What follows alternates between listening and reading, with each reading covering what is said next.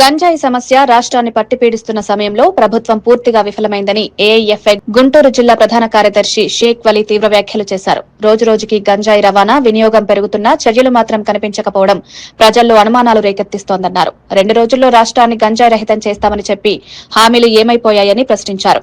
చిన్న సంఖ్యలో కిలోలు పట్టుకున్న ప్రదర్శనలు కాకుండా మూల కేంద్రాలను తుడిచేయాల్సిన అవసరం ఉందన్నారు. నెల్లూరు ఘటనతో సహా అనేక హత్యలు, అత్యాచారాల వెనుక గంజాయి ముఠాల ప్రమేయం స్పష్టంగా కనిపిస్తున్నప్పటికీ హోంమంత్రి అనిత ఎలాంటి చర్యలు తీసుకోవడం లేదని వలీ విమర్శించారు. పాఠశాలల నుంచి విశ్వవిద్యాలయాల వరకు మత్తు పదార్థాలు విస్తరించడం తీవ్ర ఆందోళన కలిగిస్తుందన్నారు. నిరుద్యోగం పెరిగిపోతున్నా ఎన్నికల హామీలు నెరవేర్చకుండా ప్రభుత్వం ఖాళీ పోస్టులను భర్తీ చేయకపోవడం యువతలో అసంతృప్తి పెంచుతోందన్నారు.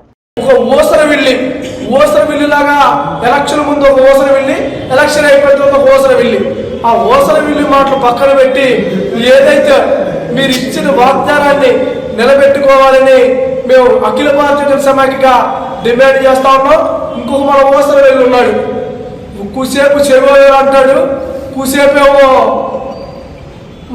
మాకు దేవుడు నరేంద్ర మోడీ అంటాడు. ఆయన స్పష్టత లేని వ్యక్తి అని రాష్ట్రంలో ఉన్న వర్గాలు అన్ని వర్గాల ప్రజలు కూడా భావిస్తూ ఉన్నారు.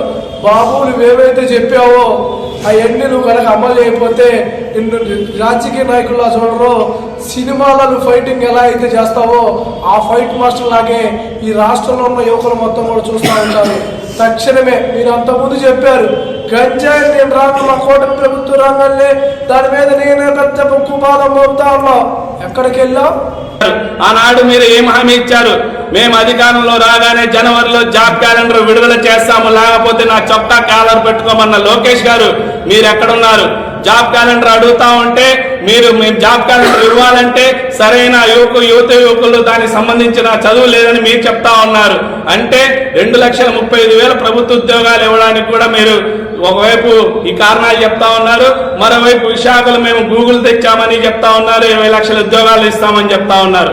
మీరు తెచ్చిన వాటికి ఉద్యోగాలు ఇస్తామని చెప్తా ఉంటారు, మేము అడిగిన 2,35,000 మాత్రం ఉద్యోగాలు ఇవ్వమని చెప్తా ఉంటారు. ఉద్యోగాలు ఇవ్వని పక్షంలో నిరుద్యోగ వృత్తి 3,000 రూపాయలు ఇస్తామన్నారు. సంవత్సరంన్నర కాలం గడుస్తా ఉన్నది, ఎక్కడ నిరుద్యోగ వృత్తి ఇచ్చారని అడుగుతా ఉన్నాము.